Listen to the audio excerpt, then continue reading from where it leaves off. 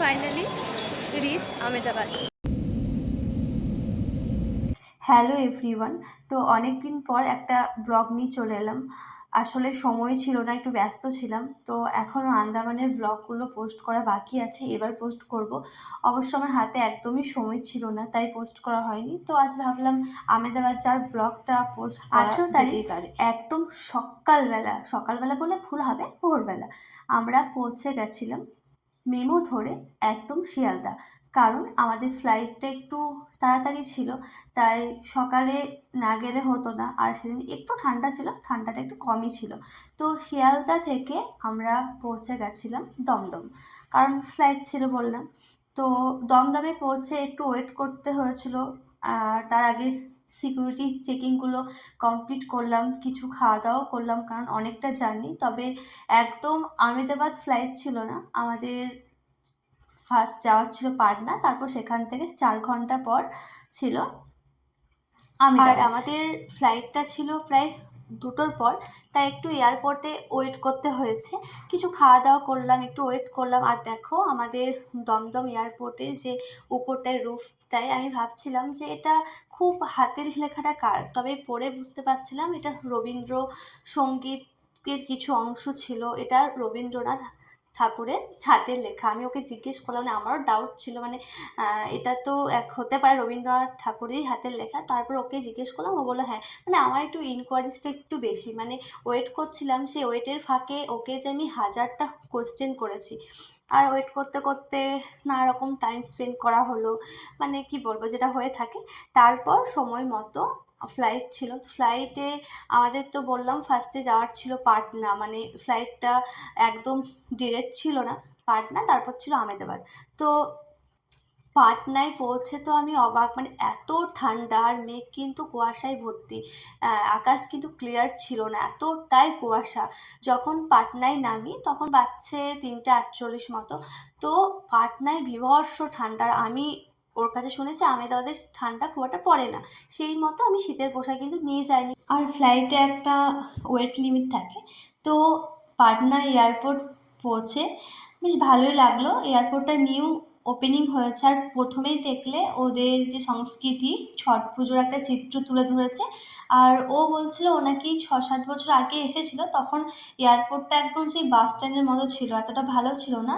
But এখন এতটা সুন্দর হচ্ছে, মানে ভীষণ সুন্দর। খাওয়া দাওয়া করলাম, মানে অনেকটা টাইম হয়ে গেল, অনেকটা লেট হবে যেতে। একটু টাইম স্পেন্ড করলাম, কারণ 4 ঘন্টা ছিল। আর এখানে একটা ছোট্ট মতো বাচ্চা ছিল, আমার তো ভীষণ ভালো লাগছিল। ওরা 2 ভাই মিলে এদিক ওদিক মানে ঘুরে বেড়াচ্ছিল, আর আমার বাচ্চা একটু ভালোই লাগে। তো এবার আমরা রওনা দিলাম আহমেদাবাদের উদ্দেশ্যে। আর কুয়াশা ছিল, দেখতেই পাচ্ছ। তো খুব এক্সাইটেড, আর মনটাও কিন্তু খারাপ ছিল, কারণ বাড়ি থেকে এত দূরে এই প্রথমবার। এখন আমার ভীষণ কষ্ট হচ্ছিল, মানে বিয়ের সময় যা কষ্ট হয়নি এখন হচ্ছিল। তো দেখো রাত্রের আহমেদাবাদ। তো আমরা ওই 9:38-এর মধ্যে আহমেদাবাদ পৌঁছে গেছিলাম। ল্যান্ড করতে করতে মোটামুটি 9:40, 48 এরকম। আমার অতটা মনে নেই, মনে হয় ওই 10টার আগে, এটুকু জানি। তো রাত্রের আহমেদাবাদটা খুব সুন্দর। এরপর পৌঁছে গেলাম আহমেদাবাদ এয়ারপোর্টে। একটু এক্সাইটমেন্ট তো ছিলই, কারণ আমাদের ওয়েস্ট বেঙ্গলের সবসময় একটা গুজরাট, ইউপি এসব নিয়ে ট্যাগলাইন থাকে। মানে ওয়েস্ট বেঙ্গলের মানুষ একটু আহমেদাবাদ, গুজরাটের প্রতি একটু ইন্টারেস্ট, মানে ওখানে কি হচ্ছে না হচ্ছে একটু বেশি ইন্টারেস্ট থাকে। তাই আমারও একটু ইন্টারেস্ট ছিল যে আহমেদাবাদ যাচ্ছি। আর সবাই ভীষণই খুশি, মানে আমার যারা বন্ধু বান্ধব, বাড়ির লোক। তো এয়ারপোর্টে ব্যাগ ট্যাগ নিতে একটু লেট হয়ে গেছিলো, লাগেজ নিতে মোটামুটি 10:30। তো দেখো এয়ারপোর্টটা কতটা সুন্দর। আর ক্রিসমাস আসছে বলে একটু বেশ সাজানো গোছানো হয়েছে। আর এমনিতেও এয়ারপোর্টটা ভীষণই সুন্দর। তো এরপর ক্যাব বুক করে নিয়েছিলাম আমাদের রুমে যাওয়ার জন্য। তো এয়ারপোর্ট থেকে আমাদের, যেটা আমাদের গন্তব্যস্থল, সেই যেতে একটু সময় লেগেছিল। তো তোমরা দেখো আহমেদাবাদের রাস্তাঘাট, চারিদিকটা কতটা সুন্দর।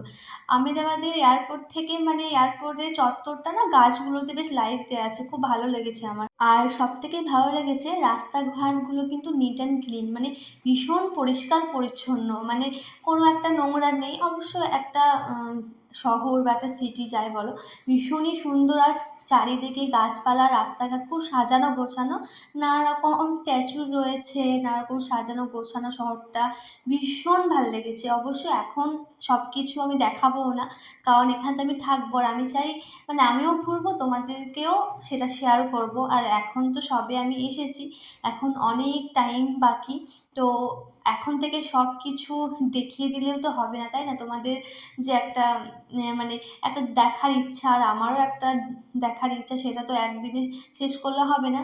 তো আমাদের এয়ারপোর্ট থেকে এই রাস্তাটা হলো আমরা যেখানে থাকি, বা আহ, আমাদের যেখানে গন্তব্যস্থল ছিল।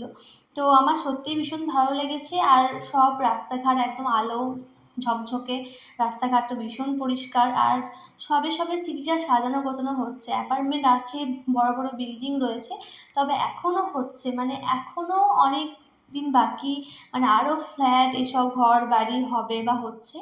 তো সত্যি জায়গাটা খারাপ নয়, আর রাত্রে বেশ ভালো, বেশ তবে অনেক লোকজনও রয়েছে, রাত হয়ে গেছে বলে লোকজন নেই সেটা নয়, লোকজনও রয়েছে। তারপর বেশ সুন্দর, খারাপ নয়, গাছপালা দিয়ে সাজানো, তারপর ফুল গাছ, তারপর রাস্তাঘাট তো এত পরিষ্কার পরিচ্ছন্ন, ভালোই লেগেছে। তবে এখনও সময় আছে, আর এখানে নাকি বৈষ্ণব দেবীর মন্দির আছে, তো একদিন আসবো, সেদিনকেও তোমাদের সঙ্গে শেয়ার করব। তবে এখানে নদী আছে সাবরমতী, ও আমাকে দেখালো, একদিন সেখানেও যাব, তোমাদের সঙ্গে শেয়ার করব। এরপর আমরা পৌঁছে গেছিলাম আমাদের গন্তব্যস্থলে, মানে আমরা যেখানে থাকবো, মানে ও যেখানে থাকতো, এবার আমিও সেখানে থাকবো, তো পৌঁছে গেছিলাম। তো চলো, আবার নেক্সট ব্লগে দেখা হবে। এরপর কিন্তু আন্দামানের ব্লগগুলো এখনও পোস্ট করা হয়নি, সেগুলো পোস্ট করব, কারণ এত ব্যস্ত ছিলাম বিয়ের এই 1 মাস, মানে শুধু জার্নি হয়েছে আর জার্নি হয়েছে। তো এরপর সব কিছু শেয়ার করবো, এখন ফ্রি হয়ে গেছি। তো তোমরা ভালো থেকো, আর অনেক কিছু শেয়ার করার আছে তোমাদের সঙ্গে। খুব তাড়াতাড়ি আর একটা নেক্সট ব্লগ নিয়ে চলে আসবো।